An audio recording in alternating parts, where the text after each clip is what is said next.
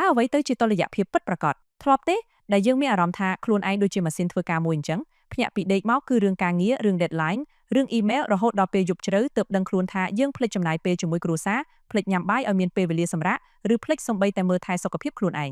តុល្យភាពមិនមែនមានន័យថាការងារ 50% ជីវិត 50% ឲ្យស្មើគ្នាជានិច្ចនោះទេវាគឺជាភាពបត់បែន flexibility ខ្លះយើងត្រូវផ្ចង់អារម្មណ៍លើការងារខ្លាំងក្នុងគ្រាអាសន្នហើយខ្លះទៀតយើងត្រូវដកខ្លួនចេញមកផ្ដល់តម្លៃឲ្យសុខភាពនិងមនុស្សជាទីស្រឡាញ់វាគឺជាការរស់នៅដោយមិនលះបង់សុភមង្គលផ្ទាល់ខ្លួនដើម្បីតែភាពជោគជ័យផ្នែកការងារហេតុអ្វីបានជាយើងបាត់បង់តុល្យភាពយើងច្រើនតែគិតថាការធ្វើការងារថែមម៉ោងឬការឆ្លើយតបសារការងារភ្លាមៗគឺជាសញ្ញានៃមនុស្សឧស្សាហ៍យើងខ្លាចការបដិសេធ fear of missing out saying no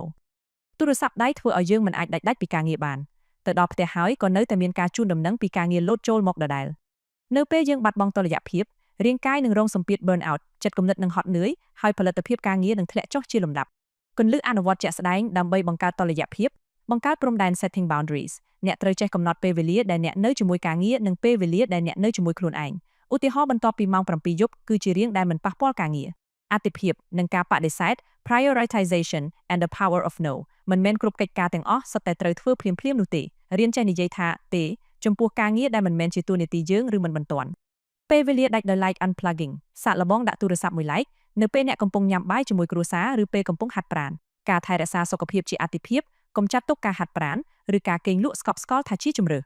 វាជាផ្នែកមួយនៃការងារដែលរក្សាឲ្យអ្នកនៅមានប្រសិទ្ធភាពការវិនិយោគលើជីវិតសារដាស់តឿនការងារអាចរកអ្នកថ្មីមកជំនួសបានគ្រប់ពេលប្រសិនបើអ្នកឈប់ធ្វើ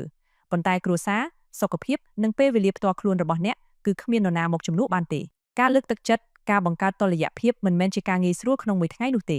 វាជាការរៀនសូត្រការកែសម្រួលទម្លាប់បន្តិចម្ដងបន្តិចបញ្ចប់ដោយសំណួរដូច្នេះចាប់ពីថ្ងៃស្អែកទៅតើអ្នកនឹងកាត់បន្ថយអ្វីខ្លះដើម្បីផ្ដល់ពេលវេលាឲ្យខ្លួនឯងនិងមនុស្សដែលអ្នកស្រឡាញ់សូមអរគុណសម្រាប់ការតាមដានសន្តាប់សូមជួយចុច like និង subscribe ជាពិសេសចុចសញ្ញារូបកណ្ដឹងដើម្បីទទួលបានវីដេអូថ្មីៗពី Channel យើងខ្ញុំ